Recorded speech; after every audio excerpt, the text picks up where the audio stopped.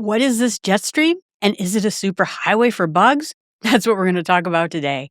Hi, this is Jill from the Northwoods talking about nature right outside our front door. I want to talk about something that maybe you heard of, maybe you heard about on the weather, but it is an amazing force inside of our planet.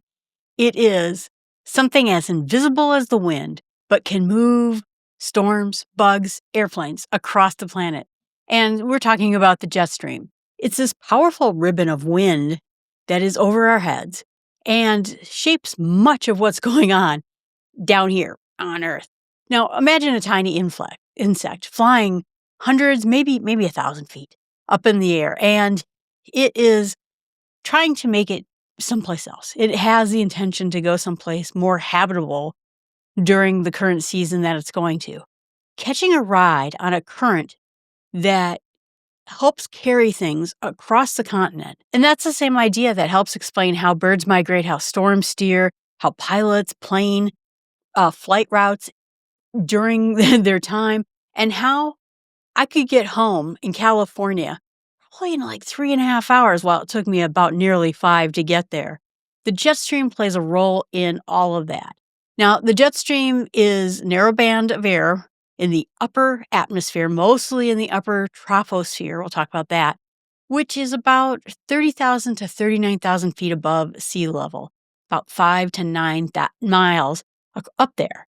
And it flows mostly from east to west.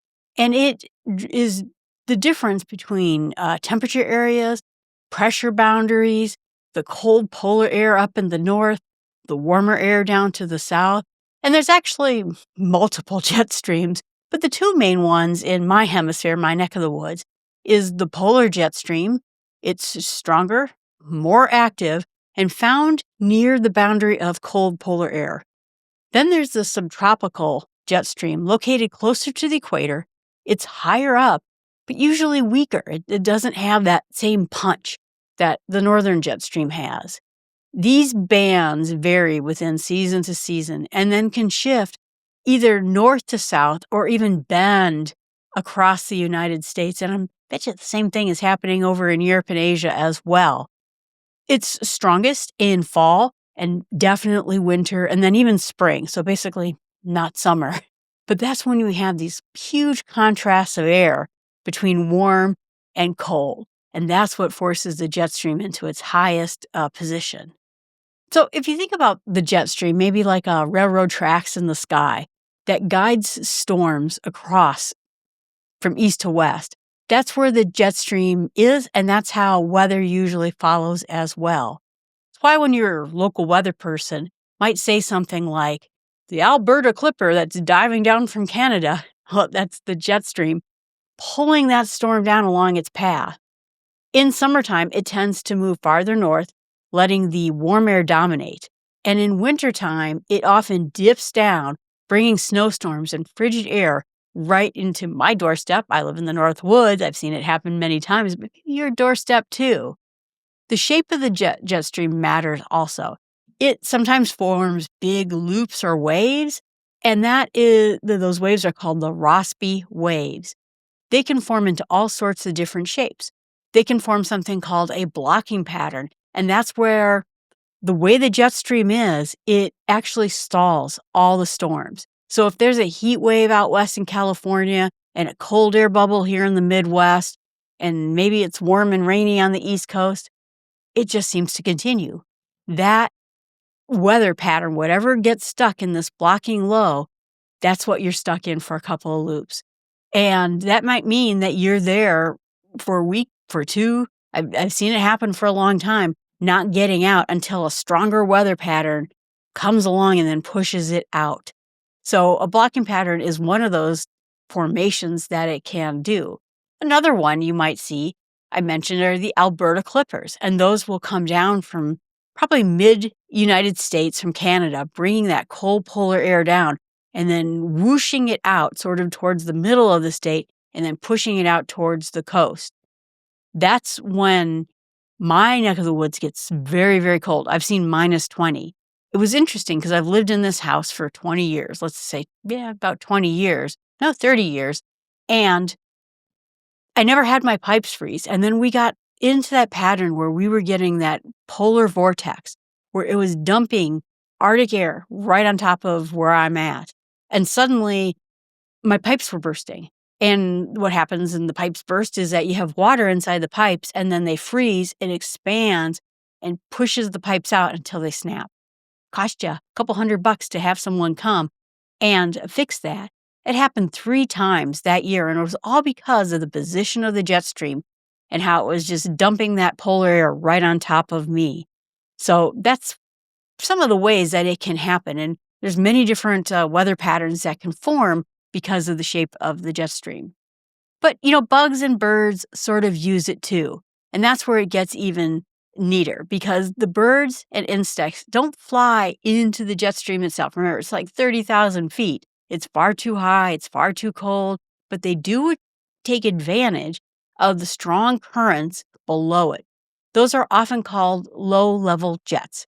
They're still moving pretty fast, and that can mean that there is very quick wind a few thousand feet in altitude. There's many different layers of it. And so it's perfect for things like moths, dragonflies, or even sparrows. But they will time how they jump into it. And a lot of times, or early on, people used to think that the bugs were just too stupid. That they just sort of jumped into these lower level jets and ended up somewhere randomly. But instead, they wait for the right winds. Then they launch, just like some birds do. Moths have been clocked at over 55 miles per hour using these lower level jets to migrate. Mosquitoes, they've been found to move an entire region of Africa the same way. So this is one of the reasons why scientists monitor the jet stream closely.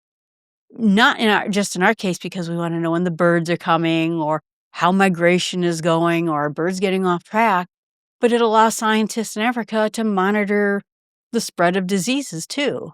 So the main jet stream's influence in these lower level winds are huge. And some bugs, like I said, not in the jet stream itself, but they're still riding in its coattails. Think about pilots. The pilots, small and large, will pay close attention to the jet stream. Now, if you're like me and you're flying from Canada to Minnesota, the jet stream is in your favor because it's going from west to east. You might arrive an hour early. I have arrived an hour early from flights because that tailwind can really push a plane. Planes fly at various levels, and the big planes, let's say you're taking a regional hop, right? They're going to be lower levels, maybe in the 20 to 30 range, 25 to 30 range.